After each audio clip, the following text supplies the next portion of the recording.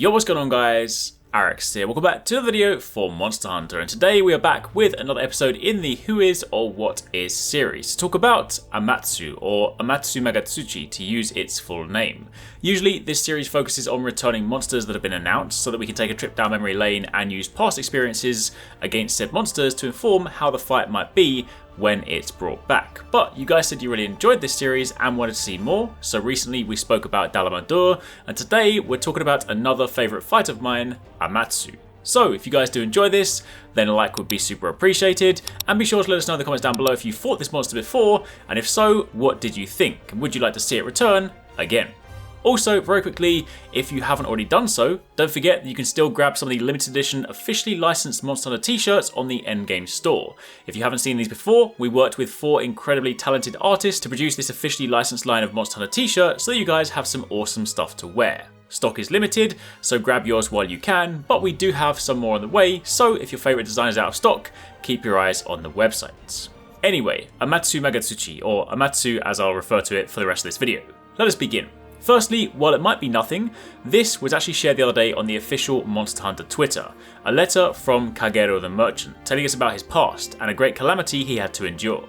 I won't read the whole thing here, I'll link it down below if you want to read it in its entirety, but there is a rather interesting excerpt. In the letter, he speaks about this calamity that struck the city that he lived in, Tsukito City, and how he had to defend this young child, whom we later learn is Yomogi. But when describing the monster, he said, "When the princess was a mere 2 months old, fate had a dark day in store for us. Out of nothing, clouds dark as coal and cold as steel gathered overhead, plunging the city into darkness, and like that, a fearsome serpent had appeared in the skies, gliding majestically in the air as if some deity had manifested. Yet the storms raised by its elegant dance rained down destruction upon the city." It then later goes on to say, "The ruthless serpent came after me, and the monsters around it, as if whipped into a frenzy by the serpent, attacked as well." And while given the link to Rise, the natural assumption would be that this is simply referring to the origin of, say, Nawa or Ibushi. However, since these events occurred before Rise, and before the Rampage, it is entirely possible this great calamity they speak of could be tied to Amatsu. Don't forget, Amatsu had a similar effect on surrounding monsters, causing Zenogre to rampage, which is what resulted in us hunting them back in the day. So could this perhaps hint at a future edition? Maybe one of the yet to be revealed monsters in the upcoming updates. But anyway, enough speculation. Who is Amatsu? Amatsu is described as a legendary elder dragon spotted on the sacred pinnacle, an avatar of storms in the folklore of Yukumo village. Amatsu's appearance is accompanied by furious cyclones and horrific storms, and its fearsome power is said to outscale that of natural disasters.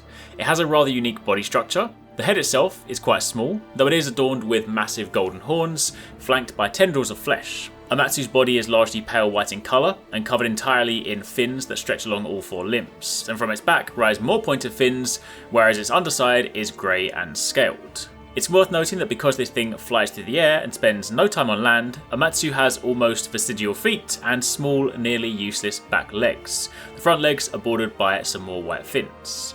But when enraged, red veins will stand out more prominently in its wing membranes, and when near death, its chest, horns and eyes shine with a faint gold luminescence. In battle, however, Amatsu hovers above the ground. Its movements are reminiscent of fighting the Leviathan underwater in Monster Hunter Tri, and many of its attacks are similar to those used by them, such as the charge, tail whip, and raw animations. It also has a wind barrier around its body, but unlike that of Kushala Daora, it cannot blow the hunter over. However, ballista shots will be somewhat less effective as long as the barrier remains active. The barrier is also less stable than Daora's, as it does temporarily disappear when Amatsu uses certain attacks. I'm gonna say, kinda glad though, because if it was as effective as Daora's and on that scale, it would be hella annoying. One of its most dangerous attacks is when it creates a small twister that begins to suck in the hunter, then it hits them hard with a tornado shrouded charge. Even if the first main twister is avoided, it will revolve around the second twister, encompassing a wider area with every revolution. If the hunter is close enough, when hit, it will cause them to fly back into the twister, and the second twister will remain on the field for several seconds before disappearing and can still damage the hunter. So basically this thing had incredible control over the space and the arena, and it definitely was very dangerous. However, when weakened enough, Amatsu uses its other most powerful move. It flies high into the air and uses 3 massive water beams. The attack consists of 2 parts. The beams themselves will strike the ground, and then the areas where the ground was struck explode with water. The first time you fight it, it really is quite a spectacle, almost wondering how you have any hope in hell of combating this giant beast. But it truly was a fantastic fight, and one that I would love to see return one day. Would it be possible? Honestly, who knows? I feel like something like this is much more likely than, say, Dalamador, but only time will tell. But for the time being, that is a quick rundown on Kushala Daora. Let us know in the comments down below again if you guys fought it. Let us know some of your fondest memories against this monster. If you've missed some of the recent videos, be sure to check out one of these ones and keep it locked for plenty more.